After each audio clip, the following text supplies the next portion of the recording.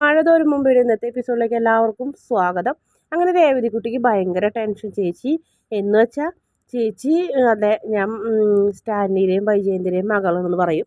ആ ചേച്ചി അപ്പോൾ എത്തിപ്പെട്ടത് സ്വന്തം അച്ഛൻ്റെ അടുത്തേക്കാണല്ലേ. അയ്യോ ബാലേന്ദ്രൻ അങ്കിൾ എന്തൊരു പാവമാണ്, എന്തൊക്കെ കഷ്ടപ്പെട്ട് അവിടെ എത്തിച്ചതെന്നൊക്കെ പറയും. എനിക്ക് ആലോചിച്ചിട്ട് പേടിയാവണം ചേച്ചി. ഇനിയിപ്പോൾ ചേച്ചിയുടെ ആ വീട്ടുകാർ ഭയങ്കര പ്രശ്നം ഉണ്ടാക്കുമോ, അദ്ദേഹത്തിൻ്റെ ഭാര്യയും മക്കളൊക്കെ പ്രശ്നത്തിന് വരുമോ, ചേച്ചി ഞാൻ കുടുംബവും തകർന്നു പോകുമെന്ന് വെച്ചപ്പോൾ ഒന്നും എനിക്കറിയില്ല മോളെ. ഒരു രാവ് ഇരുണ്ട് വെളുത്തു അത്ര തന്നെ, അതിന് കൂടുതൽ നീ എന്നോടൊന്നും ചോദിച്ചിട്ട് കാര്യമില്ല എന്ന് പറയും. നീ മാമച്ചായനോടും ആൻറ്റിയോടും പറയണം വിശേഷങ്ങളൊക്കെ, ഞാൻ പിന്നെ വിളിക്കാമെന്ന് പറഞ്ഞ് ഫോൺ വയ്ക്കും. അതിനുശേഷം അവിടെ നടന്ന കാര്യങ്ങളൊക്കെ നമ്മുടെ രേവതിക്കുട്ടി പറയുന്നത് പട്ടാളക്കാരനാണ്, സ്റ്റാൻലി ജോസഫാണ്, വൈജയന്തിയുടെയും മകളാണ് എന്നൊക്കെ പറയും. അപ്പം നീ എന്താ പറഞ്ഞു വരുന്നതെന്ന് ചോദിക്കും. അപ്പോൾ വീണ്ടും വിളി വരും അലീനയുടെ. എന്താ ചേച്ചി എന്ന് ചോദിക്കും. അതെ നീ സ്റ്റാൻലി ജോസഫിൻ്റെ കാര്യം ആരോടും പറയരുത്, കുളത്തൂപ്പുഴ ഉള്ളൊരു പ്ലാന്ററുടെ വീട്ടിലാണ് ഞാൻ ജോലിക്ക് നിൽക്കണേന്ന് മാത്രം മറ്റുള്ളവർ അറിഞ്ഞാൽ മതി എന്ന് പറയും. അയ്യോ ചേച്ചി ഞാൻ അങ്കിളിനോടും ആൻറ്റിയോടും പറഞ്ഞു പോയല്ലോ എന്ന് പറയും.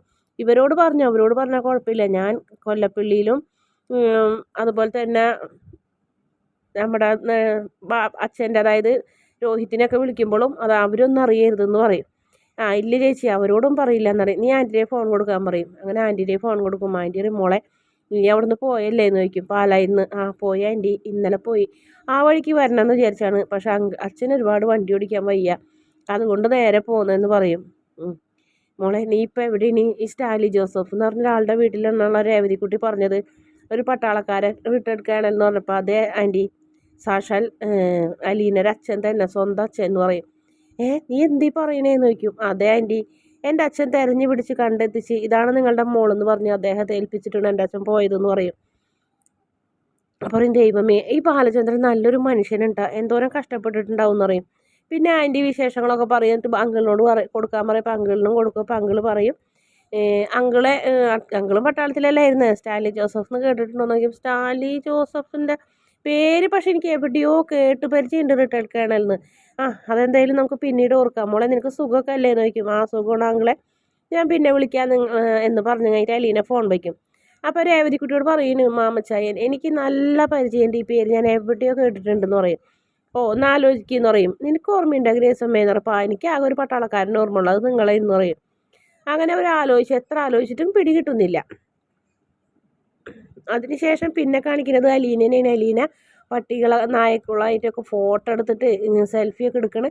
പറയും നിങ്ങളെ ഇന്ന് എനിക്ക് ഒരുപാട് പേർക്ക് അയച്ചു കൊടുക്കാൻ്റെത്, എനിക്ക് നിങ്ങൾ ഫ്രണ്ട്സായ കാര്യങ്ങളൊക്കെ എന്ന് പറയും. അപ്പോൾ തോട്ടത്തിൽ നിന്നുങ്ങായിട്ട് ഇതൊക്കെ കാണുന്നു ആൻ്റപ്പനും ബൈജു. അപ്പോൾ ആൻ്റപ്പനും ബൈജുവിനും ആൻ്റപ്പനല്ല ബൈജു പറയുന്നുണ്ട് ഇത് എന്തൊരു മറിമായം, ഞാൻ ഈ വീട്ടിൽ ആദ്യം ജോലിക്ക് വന്ന് ഈ പട്ടികളെ എന്നെ ഓടിച്ച് മുകളിലാണ് കയറ്റിയത്, ലാസ്റ്റ് സാറ് വന്നിട്ടാണ് ഞാൻ താഴെ ഇറങ്ങിയത്. അത് ശരിയല്ല, ഇതെന്ത് ഇങ്ങനെ എന്ന് ചോദിക്കും. അപ്പോൾ സോപ്പ് പറയും എനിക്കറിയില്ല ഇത് എന്ത് മറിമായ പെൺകൊച്ചിനായിട്ട് ഇത്ര പെട്ടെന്ന് അടുത്തതേ കണ്ട നാണല്ലാണ്ട് പോണേന്നൊക്കെ പറയും. അതിനുശേഷം പിന്നെ കാണിക്കുന്നത് നമ്മുടെ വൈജയന്തി എന്തൊക്കെയോ എഴുതിക്കൊണ്ടിരിക്കുന്നത്. അപ്പോൾ ചേട്ടത്തി അനിയത്തിയും കൂടെ പെട്ടെന്ന് എന്തോ രണ്ടുപേരും കൂടെ മൊബൈലിൽ നോക്കണം. അപ്പോൾ നായകളായിട്ട് അലീന സെൽഫി എടുത്തിട്ടൊക്കെ കാണണ്. അപ്പോൾ വൈജയന്തി വന്ന് വലിയ അമ്മ റോള് കളിക്കുന്നത്. നിങ്ങൾക്ക് പഠിക്കാനൊന്നുമില്ലേന്ന് ചോദിക്കും. ഞങ്ങൾക്ക് പഠിക്കാൻ സമയമില്ല. അതെന്താ സമയം? ഞങ്ങൾക്കൊരു ടൈം വെച്ചിട്ടുണ്ട്, ആ ടൈമിൽ ഞങ്ങൾ പഠിക്കുള്ളൂ എന്ന് പറയും. അങ്ങനത്തെ ഒരു ടൈം ഇവിടെ വേണ്ട, അത് നടക്കില്ല. ഇവിടെ ഞാൻ പറയുന്നതനുസരിച്ച് ഇവിടെ ജീവിച്ചോളണം, അല്ലെങ്കിൽ ഇവിടുന്ന് ഇറങ്ങി പോകേണ്ടി വരും എന്ന് പറയും. പിന്നെ എന്നിട്ട് അമ്മ ഇറങ്ങിപ്പോയിട്ട് തിരിച്ചു വന്നല്ലോ എന്ന് പറയും. അമ്മ ഞങ്ങൾ അച്ഛൻ പറയുന്നത് കേട്ടിട്ടുണ്ടോ ഇവിടെ ജീവിച്ചിരുന്നത്? അമ്മ വല്ലാണ്ടൊന്നും വർത്താനം പറയണ്ടെന്ന് ബബിത പറയുന്നത്. ബബിത നീ കുറച്ച് ദിവസമായിട്ടുണ്ട് കേട്ടാന്ന് പറയും. അപ്പോൾ അമ്മ പൊക്കോ, ഞങ്ങളുടെ ഒരു 10 മിനിറ്റ് കൂടെ കഴിഞ്ഞിട്ട് പഠിച്ചോളാം എന്ന് പറഞ്ഞ് വൈജയന്തിനെ അങ്ങോട്ട് പറഞ്ഞയക്കും. ചേച്ചി എന്തിനാ അമ്മനായിട്ട് വഴക്കിടാക്കാൻ നിൽക്കണ്? ഞാൻ പിന്നെ എന്ത് പറഞ്ഞാലും ഇങ്ങനെയൊക്കെ തന്നെ ആവുള്ളൂ. അല്ല പിന്നെ നമ്മളെ ചിട്ട പഠിപ്പിക്കാൻ വന്നേക്കണ്, അമ്മ വലിയ മര്യാദക്കാരിയല്ലേ എന്നൊക്കെ ചോദിച്ച് ദേഷ്യപ്പെടും. അപ്പോൾ ആ സമയത്ത് ബാലചന്ദ്രൻ മുകളിൽ നിന്ന് താഴത്തേക്ക് ഇറങ്ങി വരുന്നുണ്ടാവും. എന്താ മക്കളെ നിങ്ങൾക്ക് പഠിക്കാനൊന്നുമില്ലേ? പഠിക്കാൻ പോണെച്ചാൽ അപ്പോഴത്തേനും അലീന ചേച്ചി കുറച്ച് ഫോട്ടോ ഒക്കെ അയച്ചിട്ടുണ്ട്, അത് കാണണമെന്ന് പറയും. അങ്ങനെ അപ്പോൾ ബാലചന്ദ്രൻ വൈജയന്തിനെ നോക്കും. വൈജയന്തി അവിടെ നിന്ന് എന്തൊക്കെയോ എഴുതുന്നു. അലീനയുടെ ഫോട്ടോ ആണ് മോളെ, എന്നാൽ കാണിച്ചതായോ, അച്ഛനും കൂടി കാണട്ടെ എന്നൊക്കെ പറഞ്ഞു കഴിഞ്ഞിട്ട് അച്ഛൻ കസേര വലിച്ചിട്ടിരിക്കുന്നു. കണ്ടാ നായക്കൾ, ഇതയാളുടെ വീട്ടിലെ കാവൽക്കാരാണ്. ഞാൻ അന്ന് ഫസ്റ്റ് ഞാൻ കൂടി പോയപ്പോൾ ഗോവർദ്ധനം പേടിച്ച് കാറി തന്നെ ഇരിക്കുകയായിരുന്നു. ഡോറ് തുറന്നിടിച്ചിട്ട് നിന്നത്. എപ്പോഴാണ് ഓടിക്കയറണ്ടേന്ന് അറിയില്ലല്ലോ, ഒന്ന് പേടിച്ചിട്ട്. പുലികൾ ഒന്നും രണ്ടെണ്ണം എന്നല്ല, 5 ഉണ്ട്. അവളായിട്ട് പിന്നെ പെട്ടെന്ന് ഇണങ്ങിക്കോളുമല്ലോ, നിങ്ങൾക്കറിയാലോ ഇവിടെ ഉണ്ടായ കാര്യങ്ങളൊക്കെ. അതുകൊണ്ട് തന്നെ അവൾക്ക് ഭയങ്കര ഇഷ്ടമായിരിക്കും പട്ടികളെ. പെട്ടെന്ന് തന്നെ അവൾ അവരായിട്ട് ഇണങ്ങിയിട്ടുണ്ടാവും എന്നറിയും. അച്ഛാ ഇനി എന്നാച്ചാ ഞങ്ങൾ അവിടേക്ക് കൊണ്ടുപോകണേന്ന് ചോദിക്കും. ആ അത് വരട്ടെ, സമയമുണ്ടെന്ന് പറയും. നമുക്ക് അലീനനെ ഒന്ന് വിളിച്ചാലോ എന്ന് ചോദിക്കും. വിളിക്കും. അങ്ങനെ അലീനെ വിളിക്കും. ആ അച്ഛാ എന്ന് പറയും. ആ മോളെ എന്തെടുക്കണ് നീ, സുഖമാണോ എന്നൊക്കെ ചോദിക്കും. സുഖമാണ് അച്ഛാ.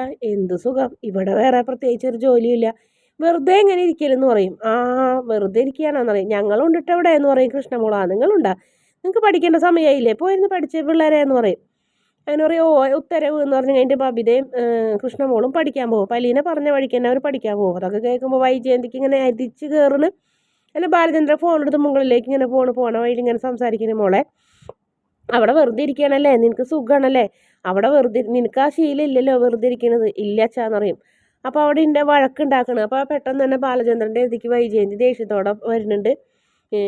അപ്പോൾ അതിന് മുന്നേ തന്നെ കുട്ടികളെ അങ്ങോട്ട് കൊണ്ടുപോകണം എന്ന് പറയുമ്പോൾ സമയമായിട്ടില്ല, കുറച്ച് ദിവസം കഴിഞ്ഞിട്ട് കൊണ്ടുപോകാമെന്ന് പറയും. അപ്പോൾ അത് കേട്ട് വൈജയന്തി എന്ന് പറയും, നിങ്ങൾക്ക് നാണില്ലേ, ഇവിടെ തന്നെ അവളെ ശല്യം കൊണ്ട് ദുർനടപ്പ് കൊണ്ട് അവളെ അടിച്ച് പുറത്താക്കിയതെന്ന്, എന്നിട്ട് പിന്നെ അവളെ കാണാൻ വേറൊരു വീട്ടിലേക്ക് പോകണം, നാണം കെട്ടവരെ എന്നൊക്കെ ചോദിക്കും. അപ്പോൾ ബാലചന്ദ്രൻ പറയും, എന്നോട് തെറ്റിക്കാരനെ പോലെ മക്കളോട് തെറ്റിക്കാറിയാലല്ല, വിവരം അറിയും, അവർ നീ ഉദ്ദേശിക്കുന്ന പോലത്തെ മക്കളല്ല, പരിശുദ്ധിയായ മക്കളെന്നൊക്കെ പറഞ്ഞ് ദേഷ്യപ്പെടുന്നുണ്ട്. അപ്പോൾ വൈജയന്തി പെട്ടെന്ന് ഒന്നും മിണ്ടുന്നില്ല. എന്താച്ചാ അവിടെ എന്താ പ്രശ്നം? ഒന്നുമില്ല മോളെ, ഇവിടെ പ്രത്യേകിച്ച് പ്രശ്നമൊന്നുമില്ല എന്നാണ് ബാലചന്ദ്രൻ മുകളിലേക്ക് പോകുന്ന ഒരു ഭാഗമാണ് കാണിക്കുന്നത്. അതിനുശേഷം പിന്നെ കാണിക്കുന്നത് സ്റ്റാൻലിനെ വിളിക്കുന്നുണ്ട് നമ്മുടെ ഔതക്കുട്ടിച്ചായൻ. സ്റ്റാൻലി നീ ആ പെൺകുട്ടിയെ വീട്ടിൽ കൊണ്ട് താമസിപ്പിച്ചോന്ന് ചോദിക്കും. ആ ഓവാന്ന് പറയും. ആരോട് ചോദിച്ചിട്ട്? ആരോട് ചോദിക്കാൻ, ഞാൻ അപ്പച്ചനോട് എല്ലാ കാര്യങ്ങളും പറഞ്ഞതല്ലേ എന്ന് പറയും. എൻ്റെ മനസാക്ഷിക്ക് തോന്നി ഞാനത് ചെയ്തെന്ന് പറയും. എടാ നീ വരും വരായികളെ കുറിച്ച് വല്ലതും ആലോചിച്ചിട്ടാണോ എന്ന് ചോദിക്കും. എനിക്കതേക്കുറിച്ചൊന്നും ആലോചിക്കേണ്ട കാര്യമൊന്നുമില്ല, എനിക്കാരെയും പേടിയൊന്നുമില്ല എന്ന് സ്റ്റാൻലി പറയും. എടാ നിൻ്റെ ഭാര്യ വീട്ടുകാരെ പള്ളിക്കാരെ പട്ടക്കാരെ ഇവരോടൊക്കെ നീ എന്ത് പറയുമെന്ന് പറയും. ഞാനതൊക്കെ ആലോചിച്ചിട്ടാണ് അപ്പച്ച തീരുമാനിച്ചത്. എൻ്റെ മകളെ ഇനി കഷ്ടപ്പെടുത്താൻ ഞാൻ സമ്മതിക്കില്ല. 10-23 വർഷം അവൾ കഷ്ടപ്പെട്ട്, ഇനി അത് ഞാൻ അനുവദിക്കില്ല. അവൾ നല്ല സന്തോഷത്തിൽ ജീവിക്കണം എന്ന് പറയണേ. നീ ആരോടൊക്കെ നീ ഉത്തരം പറയണം. അത് പോട്ടെ, നീ അവളുടെ അപ്പനാണെന്നുള്ള കാര്യം നീ ആരെങ്കിലോട് പറഞ്ഞോന്ന് പറയും. ഞാൻ വേറെ ആരോടും പറഞ്ഞിട്ടില്ല. നീ അടുത്ത ജോലിക്കാരോട് പറഞ്ഞോന്ന് ചോദിക്കും. ആ അത് പറഞ്ഞു എന്ന് പറയും. പോരേടാ, നാട് മുഴുവൻ പറഞ്ഞു നടക്കില്ലേ, ഞാൻ സത്യം പറഞ്ഞില്ലെങ്കിലാണ് അവർ മോശമായിട്ട് പറഞ്ഞുണ്ടാക്കാം. ഇതാവുമ്പോൾ മകളല്ലേ, അവർക്ക് വേറെ ഓപ്ഷൻ ഇല്ല എന്ന് പറയുന്നുണ്ട്. അങ്ങനെ അത് കുട്ടിച്ചായന് ഇനി എന്ത് പറഞ്ഞിട്ടും കാര്യമില്ല. അപ്പം നിൻ്റെ അനിയന്മാരോടും ബന്ധുക്കളോടൊക്കെ എന്ത് പറയും? അതൊന്നും എനിക്ക് വിഷയമല്ല അപ്പച്ചാ, എൻ്റെ കാര്യം ഞാൻ പറഞ്ഞല്ലോ, എനിക്ക് എൻ്റെ മകളുടെ കാര്യം മാത്രമേ ഉള്ളൂ എന്ന് പറയും. അതിനുശേഷം പിന്നെ കാണിക്കുന്നത് സ്റ്റാൻലി അലീനയോട് പറയുന്നു, ഒരുപാട് പേര് പറഞ്ഞിട്ട് ഒരുപാട് തവണ ഞാൻ കേട്ടു ആ മേനോനെ നീ അച്ഛ എന്നിങ്ങനെ വീണ്ടും വീണ്ടും വിളിക്കുന്നത്, ഒരു തവണ പോലും നീ എന്നെ പപ്പാന്ന് വിളിച്ചിട്ടില്ലല്ലോ എന്ന് പറയും. അങ്ങനെ അലീനയ്ക്ക് ഷെയ്ക്കൻഡ് കൊടുക്കുന്ന സ്നേഹത്തോടെ. അപ്പോൾ അലീന എന്തായാലും പപ്പ എന്ന് വിളിക്കുന്ന ഒരു ഭാഗമൊക്കെ പ്രൊമോയിൽ കാണിക്കുന്നത്. പിന്നെ ഔതക്കുട്ടിച്ചായൻ അലീനനെ വലിച്ചു പുറത്തിടാനുള്ള ഉദ്ദേശത്തോടെ വന്നതാണ്. എങ്കിലും അതൊരിക്കലും നടക്കില്ല. കാരണം തൻ്റെ ഭാര്യയുടെ മുഖച്ഛായയോടുകൂടിയുള്ള ഒരു കുഞ്ഞു മുന്നിൽ വന്ന് നിൽക്കുന്നതായിട്ട് കാണുമ്പോൾ അദ്ദേഹം അങ്ങനെ ഞെട്ടി നിൽക്കുന്ന ഒരു ഭാഗം കൂടി നാളത്തെ എപ്പിസോഡിലുണ്ട്. വീഡിയോ ഇഷ്ടപ്പെടുകയാണെങ്കിൽ ചാനൽ ഒന്ന് സബ്സ്ക്രൈബ് ചെയ്ത് സപ്പോർട്ട് ചെയ്യണേ.